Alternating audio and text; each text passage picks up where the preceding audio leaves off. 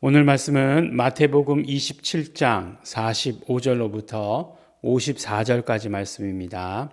함께 읽겠습니다. 제6시로부터 온 땅에 어두움이 임하여 제9시까지 계속하더니 제9시 즈음에 예수께서 크게 소리질러 가라사대 엘리 엘리 라마 사박다니 하시니 이는 곧 나의 하나님 나의 하나님 어찌하여 나를 버리셨나이까 하는 뜻이라. 거기 섰는 자 중 어떤 이들은 듣고 가로되 이 사람이 엘리야를 부른다 하고 그 중에 한 사람이 곧 달려가서 해용을 가지고 신 포도주를 머금게 하여 갈대에 꿰어 마시우거늘 그 남은 사람들이 가로되 가만두어라 엘리야가 와서 저를 구원하나 보자 하더라. 예수께서 다시 크게 소리 지르시고 영혼이 떠나시다. 이에 성소 휘장이 위로부터 아래까지 찢어져 둘이 되고 땅이 진동하며 바위가 터지고 무덤이 열리며 자던 성도의 몸이 많이 일어나되 예수의 부활 후에 저희가 무덤에서 나와서 거룩한 성에 들어가 많은 사람에게 보이니라. 백부장과 및 함께 예수를 지키던 자들이 지진과 그 되는 일들을 보고 심히 두려워하여 가로되 이는 진실로 하나님의 아들이었도다 하더라. 아멘. 네, 예수 그리스도께서 이 땅에 오셔서 육신의 몸을 입고 하신 그런 사역 가운데 모든 사역들, 다른 모든 사역들이 있지만 그러나 그 모든 사역들을 다 아우르는 사역을 어떻게 이야기하냐면 십자가다라고 이렇게 이야기합니다. 근데 그냥 표현이 좋게 해서 십자가지 예수의 죽음이죠. 예, 예수의 죽음이에요. 죽음이 이 모든 사역을 다 아우른다라고 이렇게 얘기합니다. 피 흘림? 피 흘림이라고 하는 것도 결국 무엇을 의미하느냐? 죽음을 의미하는 거예요. 왜냐하면 피 흘린다라고 하는 것은 그냥 뭐 단순히 뭐 이렇게 조금 이렇게 어느 부분을 우리 그 매년 하는 건강검진 가면 피 흘리시지 않습니까? 네. 보면은 이렇게 해가지고 주먹쥐라 그러고 피를 뽑죠. 2통이나 막 이런 통으로 2통이나 뽑죠. 네.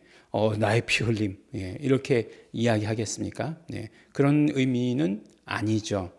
예수님께서 피 흘리심이라고 하는 것은 예수님의 죽으심이라고 이야기하는 거예요. 네.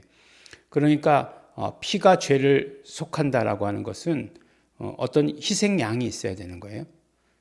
어떤 분명히 희생양의 죽음이 있어야 되는 거예요. 그래야 죄가 속해져 온 거예요. 그래서 그 모든 구약의 제사가 그랬던 거죠. 양을 그냥 양에게서 피만 뽑았다? 아니에요. 예. 뭐 사슴의 피 받아 먹듯이 뭐 그렇게 했던 것 결코 아니에요. 죽었다라고 얘기하는 거죠. 예수님께서 오셔서 고난 받으시고 피 흘리셨다. 어떤 의미예요? 죽으셨다라고 하는 것이에요. 그래서 빌립보서에서도 예수님에 대해서 이야기할 때 인간의 모습으로 오셨고 죽기까지 복종하셨다라고 이렇게 이야기하고 있습니다. 그래서 예수님 죽으셨어요. 예수님 그렇기 때문에 죽으심에 대해서 성경이 기록하고 있기를 완전한 죽으심을 기록하고 있는 거예요. 뭐 죽으신 것처럼 기절했다 이런 건 아니에요. 완전한 죽으심을 말하고 있어요. 그래서 성경의 모든 그 복음서의 기자들은 예수 그리스도의 완전한 죽음을 기록하고 있다는 사실이에요. 예수 그리스도께서 십자가에서 운명하십니다. 근데 그 예수 그리스도의 십자가의 사건을 여러 가지 관점에서 바라볼 수 있죠. 히브리서에서는 뭐라고 얘기하고 있냐면 히브리서 11장 믿음장에 보면은 이렇게 얘기하고 있어요.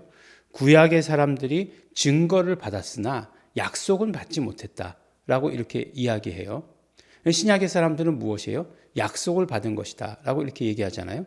그러면 더 좋은 것, 더 좋은 것으로 인해서 그들이 구원받게 된다라고 이렇게 얘기하는데 결국 약속을 우리가 받았다고 하는 것은 예수 그리스도의 피 흘리심으로 말미암아 우리의 모든 죄가 사함 받았다라고 하는 그 약속이에요. 그런데 그 약속 덕분에 증거를 받은 사람의 모든 죄들도 다 사해진다라고 이렇게 이야기하는 거예요. 무슨 말이냐? 우리는 죄 때문에 죽는 사람들이 아니에요. 왜냐하면 우리의 모든 죄를 예수 그리스도께서 십자가에 지시고 죽으셨기 때문이에요. 그렇기 때문에 우리에겐 죄가 없어요. 우리가 구원 못 받는 것은 왜 못 받느냐? 구원 못 받는 사람들이 있는 것은 그 사실을 믿지 않기 때문이에요. 그래서 우리는 이미 약속을 받아 가진 사람들이에요. 근데 그 사람들, 구약의 사람들은 어떤 것이었느냐? 예수 그리스도께서 오시면, 메시아가 오셔서 피 흘리시면 우리의 죄가 용서받는다라고 하는 것을 기대하면서, 기다리면서 하나님의 그 명령에 순종했던 사람이에요. 그것을 그래서 제사를 따라왔던 사람들이, 그 사람들도 죄 사함을 얻게 된다라고 이렇게 이야기하는 것입니다. 관점에서 보면 그럼 하나님께서 이스라엘 백성들을 구원하시는 것이냐, 우리를 구원하시기 위한 것이냐. 네. 근데 관점에 따라서 다를 수 있을 것 같아요. 만약에 이스라엘 백성들을 구원하시지 않겠다. 예수는 이스라엘 백성들을 구원하시기 위한 것이 아니야. 라고 만약에 말한다면, 초창기 크리스찬들이, 너무나 많은 크리스찬들이 유대인이었다는 거죠. 예수님의 제자를 비롯해서, 바울을 비롯해서, 그 예루살렘 교회에 있던 모든 사도들이, 대부분의 사도들이 이제 안디옥 교회에 가서 함께 동참해서 일하던 사람들 말고 그 사람들이 대부분 유대인이었다는 거죠. 그리고 사도 바울도 그 유대의 구원을 위해서 자기가 애쓴다, 노력한다라고 하는 것을 기록한 것을 보면 분명히 유대인의 구원을 말씀하고 있는 것이죠. 만약에 제가 이렇게 어떤 나무를 피워요. 나무를 키워요. 나무를 키우는데 제가 나무를 키우는데 농부다. 예. 농부면 무엇에 관심이 있겠습니까? 예. 농부는 열매에 관심이 있겠죠. 꽃이 피고 하는 것들 아름다운 것이지만 과정이겠죠. 그래서 꽃에 집중하지 않겠죠. 나는 열매에 집중한다라고 얘기하겠죠. 근데 나는 꽃을 파는 사람이에요. 그러면 뭐 어떻게 하겠습니까? 꽃에 관심을 기울이겠죠. 꽃에 관심을 기울일 거예요. 나는 근데 묘목 장사예요. 그러면 뭐에 관심을 기울이겠습니까? 꽃에도 관심을 기울이는 게 아니고 열매에도 관심을 기울이는 게 아니고 그 다음에 그 열매로부터 맺혀지는 씨에 관심이 있겠죠. 그러니까 어떤 관점이냐에 따라서 분명히 관심은 다를 거예요. 유대인의 구원이냐, 하나님의 관점이, 아니면 이방인의 구원이냐, 아니면 이방인의 구원을 사용하셔서 유대인을 구원하시는 것이냐. 하나님의 관점을 우리는 알 수 없죠. 하나님이 농부신데 도대체 무엇에 관심을 기울이시는지 우리는 알 수 없죠. 그러나 그 과정 가운데 있는 것이 다 무의미하다? 그렇게 얘기할 수는 없어요. 왜냐하면 꽃에 관심이 있는 사람도 나무가 잘 자라야 되고, 열매에 관심이 있는 사람도 나무가 잘 자라야 되고, 씨에 관심이 있는 사람도 결국은 나무가 잘 자라서 잘 꽃이 피고 열매 맺고 해야 되는 거예요. 그렇기 때문에 그 중에 어느 과정 가운데 쓰임받는다라고 하는 것이 의미 없다라고 이렇게 이야기할 수는 없다는 거예요. 무슨 말씀이냐?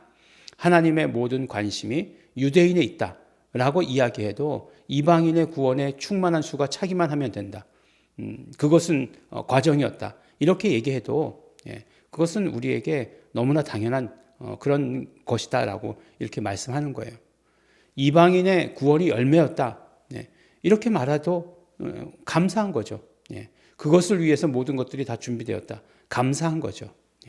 그러나 하나님의 뜻이 어디에 있는지는 분명히 살펴봐야 되는 거죠. 분명히 이방인으로 하여금 열매 맺게 하고 풍성하게 하신 건 맞는데 그 다음에 마지막은 어디로 향하게 하고 계시죠? 그렇죠. 유대인의 구원을 향하게 하고 계시다는 사실은 너무나 분명하다는 것이에요. 그래서 예수님이 다시 오시는 그 시간과 그때도 그때를 향하고 있다라고 이렇게 말씀해 주시는 것입니다. 갑자기 이제 예수님의 죽음의 의미에 대해서 이야기하다가 잠깐 옆길로 샜지만 예수님의 십자가의 죽음이라고 하는 게 이런 의미가 있다는 거예요. 근데 이거 신학적이에요. 굉장히 신학적인 의미죠. 근데 이런 신학적인 의미가 아는 것 너무나 중요해요. 근데 이게 그것도 중요하지만 또 한 가지 중요한 것은 무엇이냐면 이것을 내가 받아들이고 경험하는 것이 너무나 중요해요. 이 예수 그리스도의 죽음, 완전한 죽음으로 말미암아 나는 뭘 경험해야 돼요? 나는 내 죄가 없어지는 경험을 해야 되는 거예요.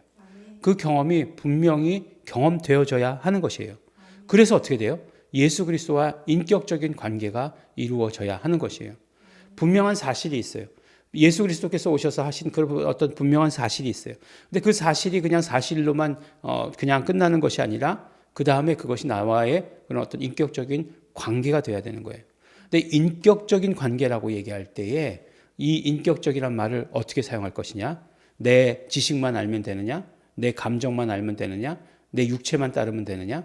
아니죠. 이 세 가지가 다 함께 따라가야 되는 거죠. 네. 내 감정과 내 이성은 따라가고 있는데 내 육체는 따라오지 못하고 있다. 네. 이렇게 돼서는 안 되는 거죠. 모든 것들이 다 온전히 이루어져야 되는 거죠. 그래서 예수 그리스도의 십자가의 죽으심을 보고 나의 어떤 그런 어떤 감정적으로 감정적으로 동화된다고 그럴 때 또 뭐 나의 슬픔을 예수님께 투여하지 말고 내 슬픔을 예수님께 투여하지 말고 아들을 죽이기까지 해야 했던 하나님의 그 사정, 그 사정을 우리가 공감하도록 해야 되는 거죠. 요새는 이제는 하도 무슨 뭐라고 얘기하죠? 그런 MBTI 그래가지고 공감에 대해서 많이 얘기하더라고요. 공감 능력에 대해서 많이 이제 막 다루고 있더라고요. 그래서 이제 공감 능력이 안 되면 되게 이렇게 뒤떨어지는 걸로 이렇게 많이 얘기하더라고요. 근데 사실 우리의 어떤 그런 교육이라든가 우리 어떤 인간관계가 공감 교육은 아니었어요.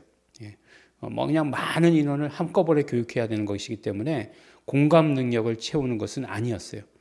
그런데 이제 사회가 점점 분화되고 복잡해지고 인간관계가 어떤 인간의 심성들이 점점 파괴되면 파괴될수록 이런 것들이 굉장히 중요하다는 거예요. 그래서 이런 것들을 잘하는 사람들이 결국 앞으로는 사람들을 이끌 사람들이 된다라고까지 이렇게 이야기하고 저도 그렇게 바라보고 있습니다. 그래서 옛날에 IQ라고 했는데 요즘은 EQ, 어떤 감정을 공감할 수 있는 그런 지수들, 그런 것들이 굉장히 중요하다라고 하는 것을 이야기하죠. 근데 이 이야기를 하는 것도 마찬가지예요. 예수 그리스도의 십자가에 대해서 나는 아무 감정이 안 생겨. 이것도 우리의 신앙 가운데 문제라고 하는 거예요.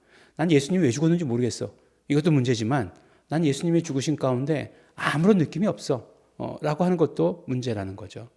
예수 그리스도 보내시는 말씀드렸지만 정확한 감정은 하나님의 사정을 아는 게 예수 그 정확한 감정이지 내 감정을 예수님에게 투여하는 것 그런 거는 올바른 방법은 아니라는 거예요. 그래서 그런 어떤 감성적으로도 알아야 합니다. 저는 그렇게 생각해요. 신앙생활이라고 하는 것이 어떻게 도덕 선생님이 하는 것처럼 할 수 있겠습니까? 옳은 것만 딱 말하고 그렇게 해야 된다라고 말하고 싶지는 않아요. 하나님 앞에 나올 때 하나님께 대해서 옳은 것들 있죠. 알아야 되는 것들. 어떻게 그런 것만 말하겠습니까? 그게 올바른 신앙이라고요? 그러면 내 인생에 내 삶에 내가 생각하고 있는 부분들이 이런 부분은 없다라고 말하는 건데 실제로 없냐고요. 없지 않잖아요. 있는데 가면 쓰는 것과 다른가요? 그게 그렇지 않을 것 같아요. 그래서 오히려 이 모든 부분들 나에게 있는 감정의 모든 부분들 더러운 부분들이라도 그런 부분들 다 쏟아내는 게 하나님과의 관계에서 더 중요하다고 생각합니다. 모르실까요, 하나님이? 모르실까요? 제가 얼마 전에 이제 이렇게 재밌는 이야기 이렇게 봤는데 이제 어떻게 이제 안기부에 가면 이렇게 북한에서 귀순한 사람들이 자기 내용을 자기 이야기를 다 쓰라고 그런다는 거예요. 근데 이제 이 이야기를 쓰면 내 가족들이 해받으면 어떻게 되느냐? 나는 절대 그 정보를 흘릴 수 없다. 딱 이렇게 얘기하니까 안기부에서 쫙 텔레비전에 이렇게 화면에 쫙 비춰주면서 자기를 중심으로 해서 가족상 쫙 이야기하고 이웃에 누가 살고 잘 먹는 게 뭐고 이게 쫙 이야기하더라는 거예요. 그래서 네 알겠습니다. 그리고 다 썼다는 거예요. 입고 있는 속옷 색깔도 쓸까요? 그렇게 했다는 거예요. 하나님이 안기부만도 못하실까요? 다 알고 계시겠죠. 다 알고 계시는데 그 다음에 중요한 것은 우리가 얼마만큼 하나님과의 예수 그리스도와의 인격적 관계를 맺느냐가 중요하겠죠. 그래서 예수님의 십자가, 죽음, 그랬을 때 우리가 신학적인 것들을 아는 것 너무나 중요하죠. 왜냐하면 예수 그리스도의 죽음의 의미를 우리가 개인적으로 해석할 수 없으니까 성경이 말씀하는 걸 해석해 주는 것을 들어야 되니까. 그러나 우리의 모든 전인격적인 그런 반응도 굉장히 중요한 거죠. 그 다음에 그 죽으심을 바라보았을 때 우리의 예수님과의 관계도 너무나 중요한 거죠. 보니까 예수님께서 죽으시고 나서 막 어두워졌다고 얘기해요. 6시부터 9시까지 껌껌해졌다고 말하고 있어요. 그리고 나서 이제 예수님께서 운명하시자 제일 먼저 이루어졌던 일이 성소에서 휘장이 갈라졌다는 거예요.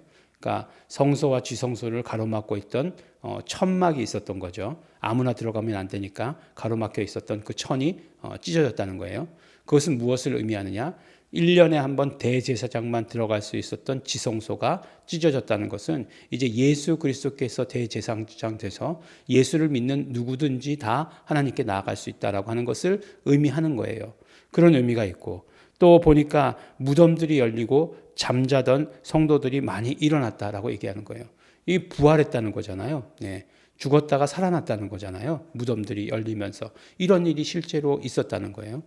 그래서 배너. 네, 배너 옛날에 처음에 이제 아주 어렸을 때 봤을 때는 정말 요만한 텔레비전, 14인치 텔레비전, 네, 거기에 이렇게 주일학교 때 그 텔레비전을 들고 오셔가지고 그때 비디오랑 이렇게 가져오셔가지고 주일학교 때 그걸 보여주셨던 기억이 나요. 칼라로 봤어요. 근데 그때 이제 오후에 저녁 예배 시간이죠. 저녁 예배는 잠깐 이제 예배 드리고 이제 그런 활동들을 하는 거예요.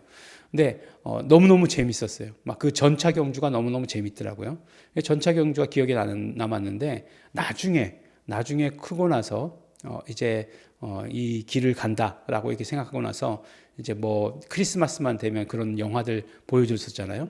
요새는 아주 이제 그런 영화들도 안 보여주던데, 그런 영화들을 보면은 그렇죠. 뭐 마지막에 그 예수님이 나오잖아요. 등장하잖아요. 그리고 예수님이 죽으실 때에 이 장면을 기록해 놨잖아요. 그래서 그 배너의 누나였나요? 동생이었나요? 네, 누나. 그 문둥병에 걸렸다 치료받는 이렇게 장면이 나오잖아요. 그런 장면이 이제 막 감동이 되고 그러더라고요. 실제로 예수 그리스도의 죽으심 가운데 이런 일들이 이루어졌다. 그것을 아는 사람들, 그것이 실질적으로 이루어졌을 때 이런 것들을 경험한다 하는 그 경험이 또 내 경험이 되어야 하는 것입니다. 나에게서 죄가 떠났을 때의 그 자유함의 경험이라고 하는 것, 그러한 경험이 우리에게서 경험되어져야 하는 거죠. 고난주간 이제 성금요일만 남겨놓고 있죠. 금요일은 진짜로 오늘 말씀이 이루어지는 날이 금요일인 거죠, 사실은.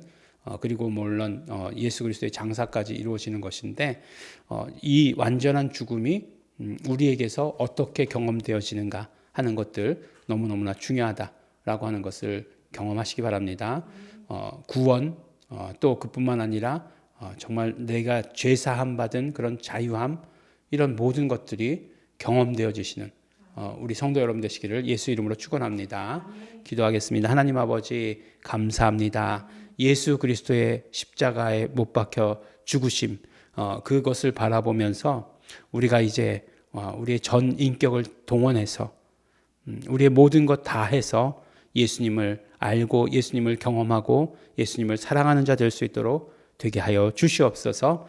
예수 그리스도의 모든 죄 사함, 용서, 구원을 내가 직접 경험하는 자가 되게 하여 주시옵시고, 또 예수 그리스도와의 정말 그러므로 친밀한 관계가 이루어지는 그런 사람들 될 수 있도록 축복하여 주시옵소서. 감사드립니다. 예수님 이름으로 기도드렸습니다.